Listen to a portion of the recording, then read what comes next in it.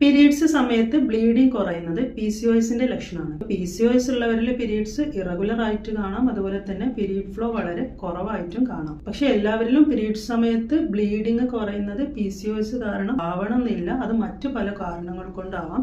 പ്രത്യേകിച്ച് തൈറോയിഡ് രോഗങ്ങളുടെ ഭാഗമായിട്ട്, അതുപോലെ പ്രൊലാക്റ്റിൻ ഹോർമോൺ പ്രൊഡക്ഷൻ ഹൈ ആകുമ്പോഴെല്ലാം ഇതുപോലെ പീരീഡ് ഫ്ലോ വളരെ ലേറ്റ് ആയിട്ട് കാണാം. അതുപോലെ ചിലവരിൽ പ്രിമച്ചർ ഒവേറിയൻ ഫെയിലിയറിന്റെ ഭാഗമായിട്ടും ഇങ്ങനെ കാണാം. അതായത് സ്ത്രീകളിൽ 40 വയസ്സിന് മുന്നേ തന്നെ പീരീഡ്സ് നിന്ന് പോകുന്ന ഒരു അവസ്ഥ.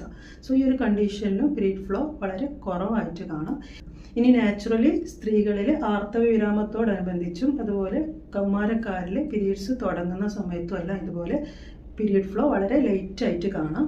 അപ്പോൾ നോർമലി പീരീഡ്സ് ഉണ്ടായിരുന്ന ഒരാൾക്ക് പെട്ടെന്ന് പീരീഡ്സിൽ മാറ്റം കാണുന്ന, പീരീഡ് ഫ്ലോ വളരെ കുറവാണ് എന്നുണ്ടെങ്കിൽ നിങ്ങൾ നിർബന്ധമായിട്ടും ഡോക്ടറെ കാണിക്കുക. എന്തെങ്കിലും റീസൺസ് ഉണ്ടോ എന്നുള്ളത് നേരത്തെ തന്നെ ചെക്ക് ചെയ്യാം.